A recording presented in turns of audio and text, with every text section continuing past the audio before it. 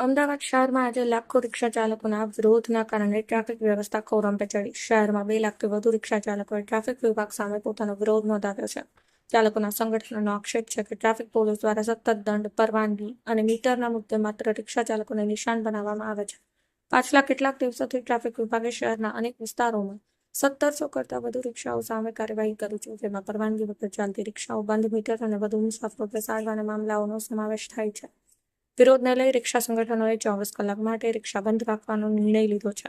આંદોલનના કારણે bus station, railway station, hospital પાસે મુસાફરોને ભારે મુશ્કેલીનો સામનો કરવો પડી રહ્યો છે.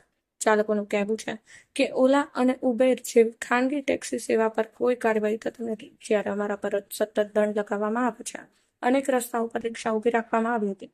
મુસાફરોને પગપાળા કે અન્ય માર્ગે મુસાફરી કરવી પડી રહી છે. હાલ રાજ્ય સરકાર સાથે સંગઠનોની વાટાઘાટો શરૂ થઈ છે, પરંતુ રિક્ષા ચાલકો કહે છે કે જો યોગ્ય નિર્ણય નહીં લેવાય તો આંદોલન અનિશ્ચિત સમય સુધી ચાલુ રહેશે. અત્યારે આખા શહેરમાં ટ્રાફિક વ્યવસ્થા ખોરવાય છે. વહીવટીતંત્ર દોડધામમાં આવી ગયું છે. નાની નાની ભૂલના લીધે એ લોકોની ગાડીઓ જમા લેવામાં આવી. રિક્ષા ચાલક રોજ કમાઈને રોજ ખાનાર વર્ગ છે, રોજીરોટી રળવા માટે રોડ ઉપર નીકળ્યો હોય અને ક્યાંક ને ક્યાંક આવી નાની ભૂલના હિસાબે જે આટલો મોટો અપરાધ, જાણ કે રિક્ષા ચાલકે ચરસ, ગાંજો, અફીણ લઈને નીકળ્યો એવું ટ્રીટમેન્ટ પોલીસ સ્ટેશનમાં કરવામાં આવ્યું. છેલ્લા 2 દિવસમાં હજારો રિક્ષા ચાલકોને પકડવામાં આવ્યા અને ત્યાં જામીન આપીને એ લોકોને છૂટવું પડે. તો આ ખૂબ જ એમ કહેવાય કે રિક્ષા ચાલકનો ખરેખર પરિવાર અને એમને ઉપર એક માઠી અસર કહેવાય કે એનું નામ ખરડાઈ રહ્યું છે. તો આનો અમે સખત શબ્દોમાં વિરોધ કરીએ છીએ. એકચ્યુઅલી આજે હડતાલ છે, અમને કોઈ ખ્યાલ હતો નહીં. હવે હું મારે જોબ પર જવા માટે નીકળ્યો છું.